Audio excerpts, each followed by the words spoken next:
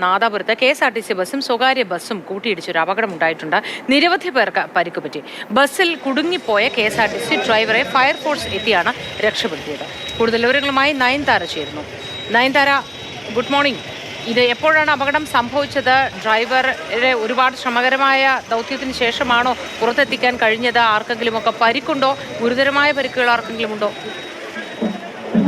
കോട്ടയത്ത് രാവിലെ 7 മണിക്കാണ് അപകടം സംഭവിക്കുന്നത്. നാദാപുരം ബസ് സ്റ്റാൻഡ് പരിസരത്താണ് അപകടം നടക്കുന്നത്. അതായത് KSRTC ബസ്സും സ്വകാര്യ ബസ്സും കൂട്ടിയിടിക്കുകയായിരുന്നു. കൈവേലിയിൽ നിന്ന് ഗുരുവായൂരേക്ക് പോവുകയായിരുന്ന KSRTC ബസ്സും വടകരയിൽ നിന്ന് നാദാപുരത്തേക്ക് പോയിരുന്ന സ്വകാര്യ ബസ്സും കൂട്ടിയിടിക്കുകയായിരുന്നു.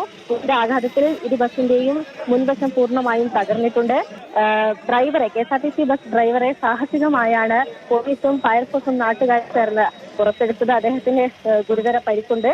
കൂടാതെ യാത്രക്കാരായ 2 പേർക്കും പരിക്കേറ്റിട്ടുണ്ട്. 40ഓളം പേര് ഇരു ബസ്സുകളിലുമായി ഉണ്ടായിരുന്നു. കുട്ടികൾ ഉൾപ്പെടെയുള്ളവരുണ്ടായിരുന്നു. ഇവർക്കും പരിക്കേറ്റിട്ടുണ്ട്. എല്ലാവരെയും അരുവത്തുള്ള താലൂക്ക് ആശുപത്രിയിലേക്ക് മാറ്റിയിരിക്കുകയാണ്. ഡ്രൈവർക്ക് ഗുരുതര പരിക്കാണ് എന്നാണ് അറിയുന്നത്. മോത്തി.